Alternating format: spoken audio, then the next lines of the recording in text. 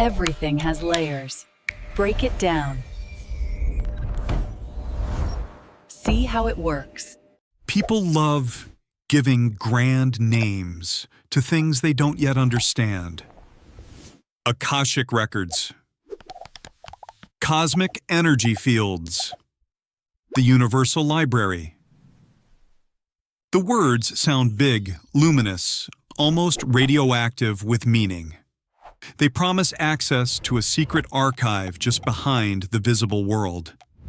But if you strip away the mystique and look at what people are actually pointing to, you find something Carl Jung described a long time ago. The collective unconscious. The difference, most of the time, is not the phenomenon itself, but the language wrapped around it. In this documentary, I want to argue a simple claim that what some traditions call the Akashic Records and what Jung called the collective unconscious are two ways of talking about the same ground, a shared storehouse of patterns that humanity draws on beyond the level of any single mind.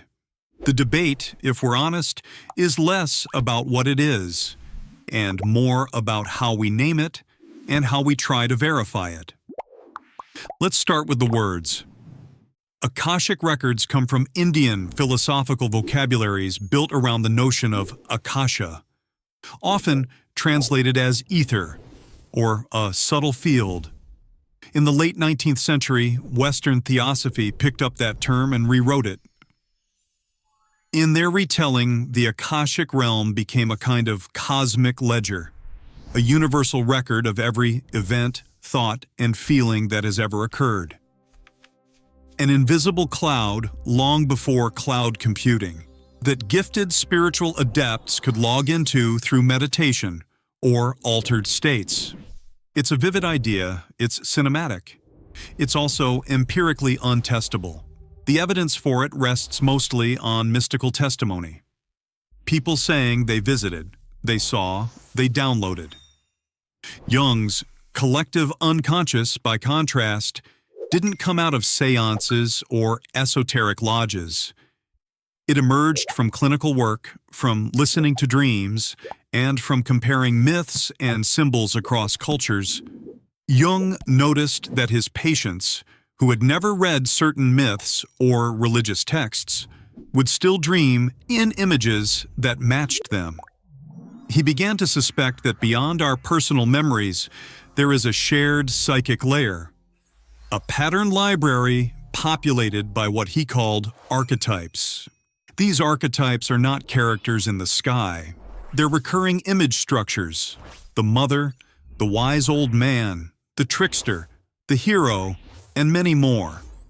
They show up in Greek myths and in Japanese folklore, in medieval alchemy, and in modern superhero movies. Jung's map is drawn in pencil, not in purple ink. It isn't laboratory physics, but it is at least discussable. You can argue with it. You can trace where the images come from.